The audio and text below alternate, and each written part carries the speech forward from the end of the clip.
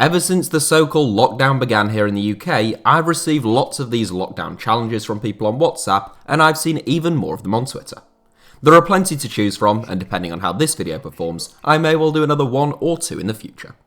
Today's video is very straightforward. I have to pick an entire squad of 23 players, as though I were taking a team to the World Cup, with the caveat that I cannot include more than one player per nation. As such, I'll be following the standard World Cup format of 3 goalkeepers and then a backup in each position on the bench. I'll kick off with my starting 11, then the rest of the squad, and then I'll try to justify my decisions.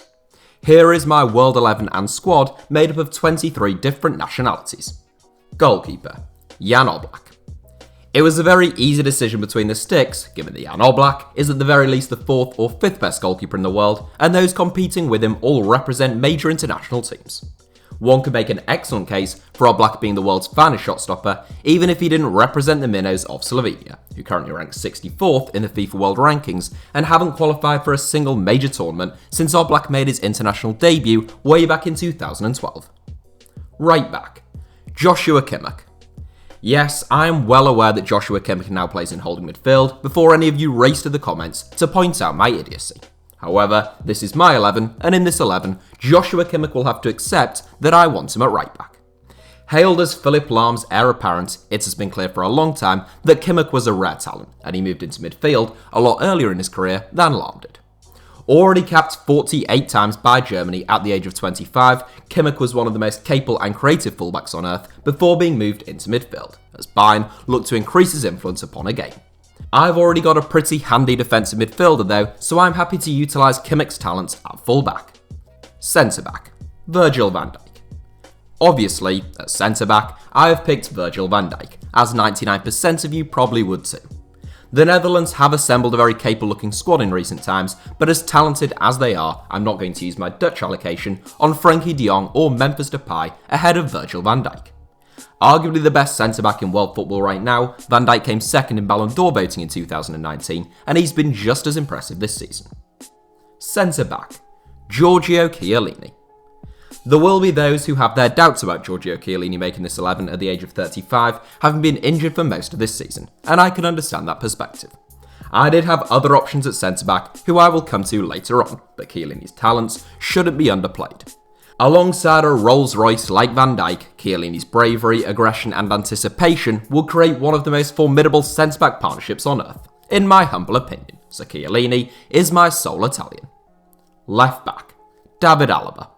Following his heroics this season, and the fact that Canada will not be represented in this video, one can make a genuine case for Alphonso Davies being in with a shout at left back. The former Vancouver man is absolutely superb, but Austria also don't have a great deal to offer other than David Alaba, who has been a regular for one of the best teams on earth for almost a decade.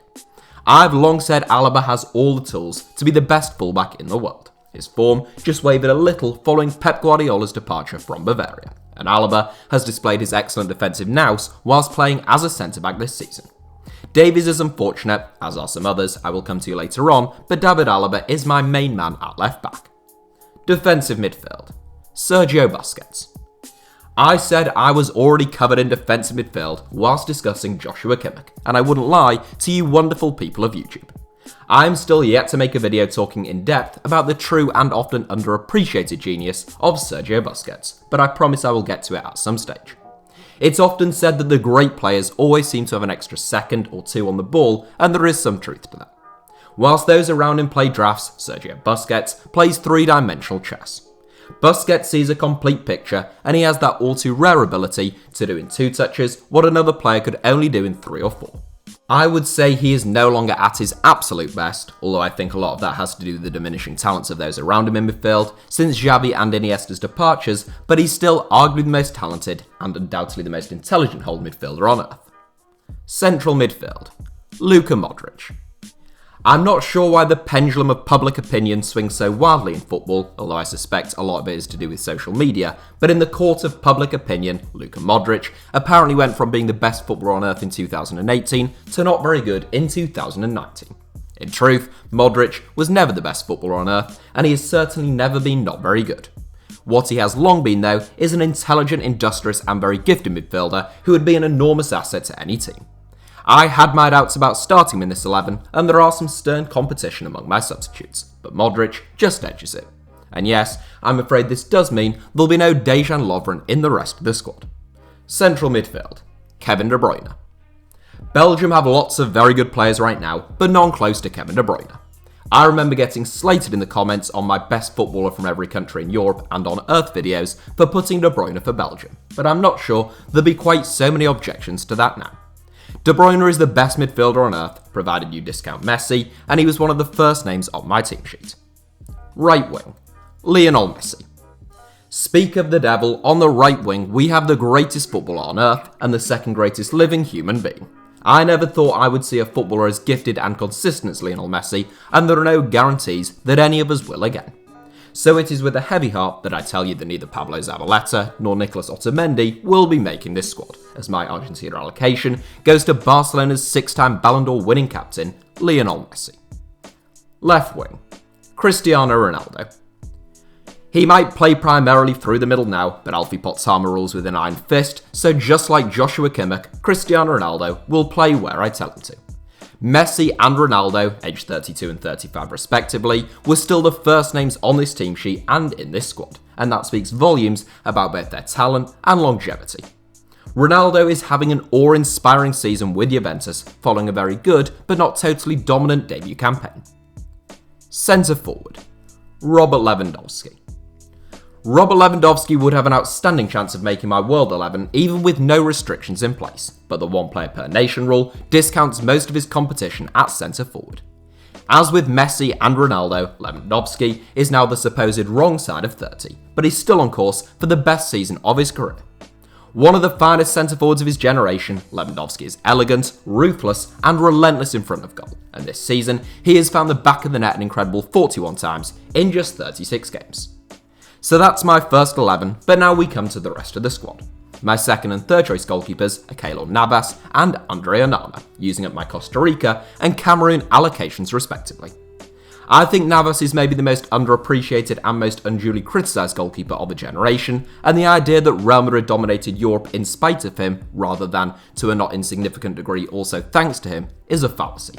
Onana is not yet the finished article, but he has all the tools to be a brilliant goalkeeper, as he proved with some top-class performances in Ajax's run in the Champions League last season.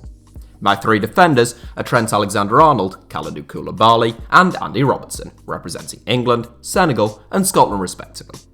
There's a good case to be made for starting Alexander-Arnold in place of Kimmich, both of whom are incredibly talented and creative footballers, and it's only by a very narrow margin that I favour the Bayern Munich man.